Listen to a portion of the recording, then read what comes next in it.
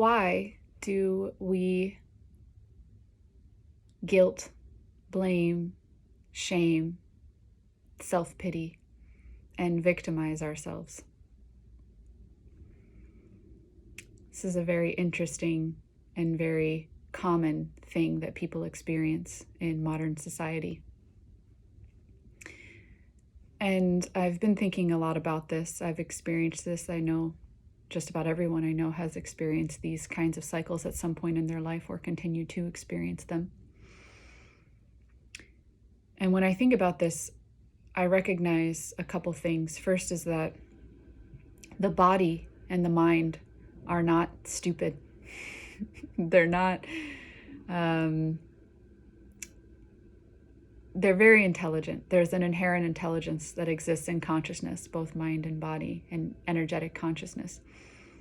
And there are always benefits to everything that we choose to do or not do, or any thoughts we attach to or not attach to. There's a conservation of energy. There's you could say, a subtle consideration of all of creation, of all of existence. So we are playing a kind of part or a kind of role in this. And when we perpetuate certain thought cycles or certain emotion cycles or behavior cycles, we are in certain senses unconsciously participating in this, in our own growth and evolution. So in thinking about this, the second thing is, there are benefits to perpetuating these guilt, blame, shame, self-pity, victimization cycles. There are some pretty clear benefits, actually. And so I find it helpful for myself to be very honest about what the emotion is I'm experiencing. And in being honest in the emotion, the stories tend to kind of dissolve, and it makes it a lot easier for me to become clear about my motivations or the things I'm getting from inhabiting these kinds of emotional spaces or thoughts. And so I've comprised a list of just the first 20 things that came to mind this morning for what were payoffs, essentially. Byproduct payoffs from perpetuating guilt, blame, shame, self-pity, victim, despair, hopelessness cycles. And so I'll go through those with you. Number 1, we get to avoid taking responsibility.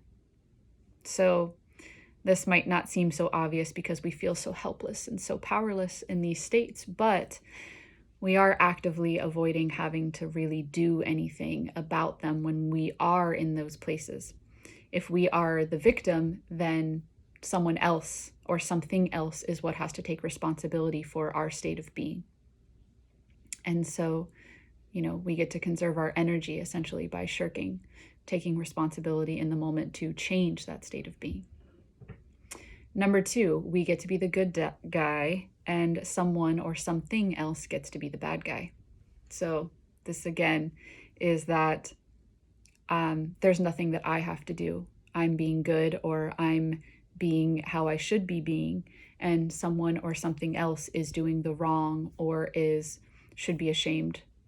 And therefore I don't have to change my state of being, because the ego inherently, one of its favorite games to play is being good. Anytime the ego can create a story that makes it feel like it's being good, it doesn't have to do anything, because being good is what it wants to be. Number 3, we get to rest. So lower vibrations produce muscle weakness, and I'm sure that's physically obvious for those of us who are in a state of shame, blame, self-pity, victimization, depression, despair. We're very tired, and we don't have a lot of energy to do a lot of things. This tiredness, ultimately, this muscle weakness produces disease, which can create more tiredness and more, I don't have to move, I don't have to do anything because I physically can't. So it keeps us in that cycle, but it allows us to rest, which is like kind of a small payoff for being in that cycle. Number 4, we get to externalize the enemy. So again, that someone else or something else is to blame, but really part of the payoff of that is not having to look inside, not having to shine light on our own shadows or shine light on our own stories or the root emotion, which is very effective. So we avoid doing that little work by externalizing our enemy. Something outside of me is causing me to feel this way, is the story that gets perpetuated. 5, we get to feel a sense of kinship with others. So this is something I noticed working in healthcare years and years and years ago when I worked in healthcare. I started noticing that a lot of people that come into the office who are in a state of illness or disease and not feeling well, they tend to, when there's other people in the waiting room, they tend to trade war stories about their illnesses. And it might seem like an obvious point of interest. Okay, we're all here at the doctor. Obviously, we're not feeling well. But I also noticed there was this kind of energy that was created from the sharing. You know, they felt less alone, or they felt less invalidated, or whatever it was, by the way they were feeling, because they were able to share in that feeling with other people. But the whole vibration of the room, you know, if it was an empty room and no one was in there, it was completely different than having a room with 5 people who were talking about how sick they were. And it really just lowered the overall vibration of the room. But in that, the little payoff that everyone gets is they feel a sense of kinship. They have a sense of camaraderie together in their suffering. So that's about that one. Number 6 is we get to act out. So this might not seem like a payoff, but in a certain sense it is. The ego loves to dramatize our situations. So in our negative vibrations or negative feelings like anger or shame or guilt, we tend to act out towards other people. We blame them or make them feel bad, or we yell at them. And it's just more acting and solidifying that character, which is in a low vibration. And that's a kind of fun game that the ego likes to do, even though we may not be aware of it. Number 7, we get to hold on to our belief systems. So this shedding of belief systems, or the shedding of beliefs in general, is not something that the ego really willingly likes to give up, because it starts to tear away at the fundamental illusion of its work. If we shed those belief systems and shed our beliefs in general, we start to feel almost like we're dying, or we don't know who we are, or we don't know what we are, because we use beliefs and belief systems to attach ourselves to an identity and form a sense of self. So this is a small payoff, but it is nonetheless a payoff. 8, we get intense experiences through suffering. And so this one's kind of hard to explain, but essentially, if a baseline experience is here, the intense experiences are the peaks and the valleys. The peaks are like, I'm really, really happy, everything's great. And the valleys are, oh my gosh, I'm suffering so much. And in a sense, even the peaks and the valleys both have this intense experience to them. They have this intense feeling of like, this is me. It's really easy for us to attach to, you know, if we hit ourselves, like, oh, we really feel that. So there's this intensity to the experience. Whereas if there's a baseline, or if there's just a general contentment, there's a more subtle experience of me. It's not as intense. It's not as obvious. So this is something that's very attractive to the ego, these highs and these lows, which exist as a duality. One has to exist with the other necessarily. So that's a little payoff that we get. Number 9 is we get to hold on to desire. So desire is another thing we like to attach to. It's part of the experience. And I put in parentheses here the desire for relief, for example. So in this feeling of, oh, I'm suffering, or I feel so horrible, or I'm so angry, or I'm having this intense emotion, the desire is born to feel differently. The desire is born to relieve us from that feeling, which we quote unquote don't like in that moment. But desire itself is a payoff, because desire is part of the creation of the ego. Number 10, we get tension. So tension is something that you might think objectively is like uncomfortable, but for the absence of feeling, tension is a sensation. And so sensation gives us more of that solidifying of I'm having an experience. The ego feels more real. And of course, it's uncomfortable, this tenseness that people feel when they're really like guilty or shameful or holding on to these beliefs. Might be physically uncomfortable, but again, it is just solidifying I am experiencing something. instead of nothing, which produces fear. 11, we get validation. This one's kind of obvious when we're in a space of victimization. Other people will validate our feeling, you poor thing, it's not your fault. And we get this feeling of this little this little ego payoff of it feels so good. It's not my fault, it's someone else's fault.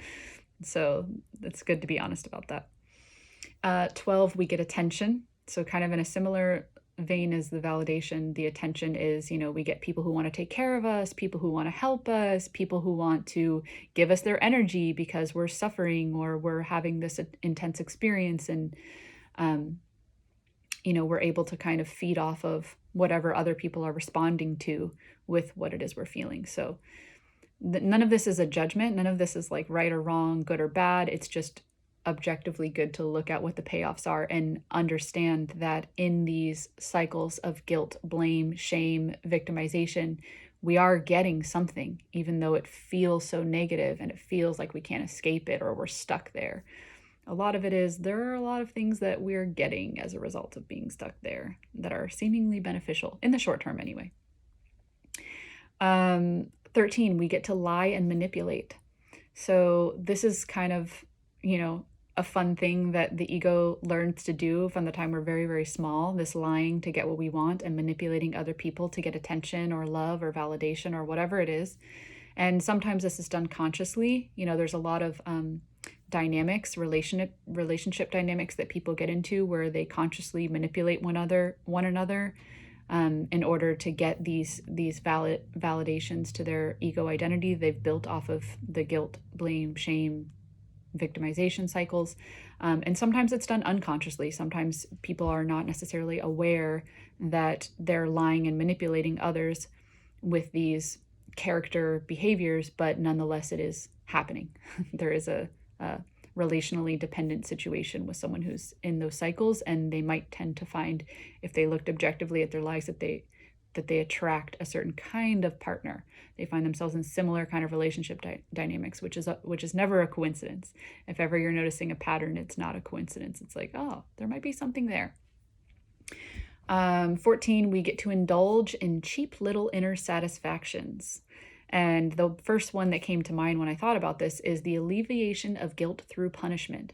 This is something that's kind of really deep rooted in a lot of we'll say religious organizations or orthodox beliefs. This whoever's guilty, needs punishment, and there's an alleviation of that. And that can be internally to ourselves. If we're in a serious state of depression, a lot of times we are punishing ourselves and alleviating our own guilt with that self-punishment, which is not necessarily pleasant, but it is a little payoff that keeps that structure held up. And then we can, of course, externalize that too. Sometimes it's not always in ourself, but sometimes we alleviate our own guilt through punishing other people. And that's kind of a cheap little payoff. I mean, kind of the first one that comes to mind is the death penalty for people that do bad things. That's number 15, we get to resist the higher emotions, which inherently exist simultaneously opposite to the lower ones. Some of these emotions are love, forgiveness, generosity, gratitude, greatness. So all of these negative emotions, guilt, shame, blame, victimhood, helplessness, powerlessness, they all exist on a scale, and the opposite end of that scale is an exact opposite vibration. And even though we're choosing, consciously or unconsciously, to be on this end also simultaneously exists. So we're essentially denying that this end exists when we're very attached to whatever's happening on this end. And if we zoomed out a little bit or relaxed our perspective a little bit, we might see very obviously that both poles exist and that we can kind of somewhat consciously change our behavior and our thoughts and our patterns to go more in line with the pleasant one than the unpleasant one. It's just that we're conditioned to go in line with the unpleasant one, and that is how we are experiencing ourselves because we more or less don't know any better right now. So again, no judgment, but those two poles always inherently exist simultaneously. So if you find yourself living a life that's always over on this end of guilt, shame, blame, Might be interesting to take a look and see what's on the other end. 16, we get to avoid vulnerability. So this is something that's kind of propped up in society. You got to pull yourself up by your bootstraps. You got to be strong. You got to be tough as nails. You got to have thick skin. All of these phrases that more or less just feed into this. The way to overcome struggle or strife is to be tougher, to be more thick, to be stronger. And none of it really, there isn't any sayings that come to mind that are commonly echoed in our culture that talk about becoming softer and more supple and vulnerable in order to transcend the experience of the attachment to the guilt, blame, shame cycles. But in truth, that's actually what happens. I mean, honesty essentially is a form of vulnerability, becoming self-honest about these little payoffs or self-honest about what it is that you're actually experiencing, the emotion itself, instead of getting caught up in the stories. Becoming honest with others, being honest about things you've done, things you think, things you feel. All of that creates vulnerability, which can be very scary and very counterintuitive to our socialization or the conditioning that we've received as a result of being in modern society. Number 17, we get to cling to inner emptiness. And this is, just one of the many myriad of infinite experiences that we can have. It commonly expresses itself as like this form of nihilism. Someone who's in a lot of these victimhood or powerlessness cycles eventually might start to feel like it doesn't matter what I do, there's no getting out, there's no escape, and kind of fall off into this overwhelming sea of emptiness. And that can be an experience in and of itself that is a little bit of a payoff, because the emptiness basically means it doesn't matter what you do, anything you do, none of it matters. So it's kind of like an avoiding of taking responsibility in the emptiness and nihilism. Number 18, we get to suspend our maturation. And this one is huge. I find specifically in the country of America where I've grown up, it's extremely pervasive. There's been times over the years where I've looked at myself and looked at other people and felt like, wow, does anybody ever really grow up? It seems like even all the adults around here are all just children in a certain sense, because in a lot of ways we don't properly mature, whether it's because of social conditioning or our environment or the security and safeties we have here. For a lot of reason, we don't get stimulated in the same ways as someone maybe in a third world country where you see like a 12-year-old who already knows how to wield a gun, protect themselves, grow their own food, get their own water. Our maturation is kind of held back, and part of the suspension of the maturation is the having to take responsibility, having to take action, specific action that's very directed towards a specific end, having to not be a victim, having to find power. All of these things are part of maturation, and in holding on to the guilt, shame, blame, the powerlessness, the victimhood, the depression, the self-pity, we continually suspend maturing beyond the helplessness of the childhood self, more or less, because as a child, we are somewhat totally dependent on other people and helpless. Number 19, we get to siphon energy from others. So this is similar to the getting attention and validation, but it is actually an energetic siphoning that we unconsciously begin to kind of like depend on other people to get energy because we're consistently feeling weak and tired. We wait for someone else to show up. If we live with someone, we wait for them to get home so we can get energy from them. Or we go to groups so that we can talk to people and get energy from them because we're feeling so depleted ourselves. When truly, if we were just able to zoom out of the emotion and take an objective look at it and notice that there's another end of the scale and start to change our thoughts and behaviors or look towards ways to experience that end, we would naturally feel energy. We would naturally float up to having more strength in our muscles, and we wouldn't feel the desire or need to siphon energy. But it's very hard to see that when we're in those states of guilt and self-pity and self-hate. I can speak from personal experience. It's nearly like an unfathomable possibility to think of having more energy when you're in a state of serious depression. Then the last one I have, number 20, is we get to expend our efforts searching for villains. So more or less, a lot of times our ego doesn't enjoy the experience of boredom or nothing to do. And one of the little payoffs we get from being in a victim place is we're searching and looking for villains. We're looking for the problem. We're looking for the people who are causing us our suffering. We're looking for the stories that validate how we're feeling. And this is expending energy and effort and is like passing the time. It's kind of like a really weird masochistic video game where we have created, where we're, we have our little controller and we're just like looking for where the villains are, like looking for the victim so that we can remain the victim. And these might seem like kind of silly payoffs, but I think it's beneficial to be honest with ourselves about getting them so that we can know what we're doing. And I don't know, I think staying in a space of delusion where we just feel trapped in our circumstances obviously just feeds into that powerlessness. So sometimes bringing light and being honest about the delusion can make us feel a little less, take it a little less personally, see it as a little more light, a little more funny. We have like a cookie crumb trail that leads us to our bed where we feel depressed sometimes in some ways. And it's not to demean anyone who's in these places. I find myself in these places. It's perfectly normal, perfectly human. We have all of our reasons, but it might be beneficial to take a look at the payoffs and in that really decide, do I want to continue indulging in self-hate and despair, or might there be a better way to experience myself, to experience life?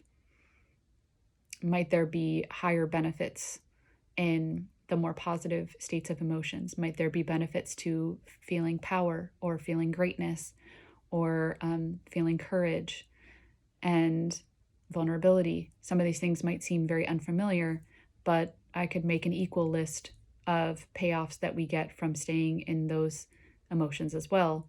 And if we put the lists side by side, it might seem like the payoffs we're getting for the positive emotions are much higher in quality, far more profound, and just having extra energy in and of itself and not needing or wanting to siphon energy from anyone else is a pretty amazing way to live, in my personal opinion.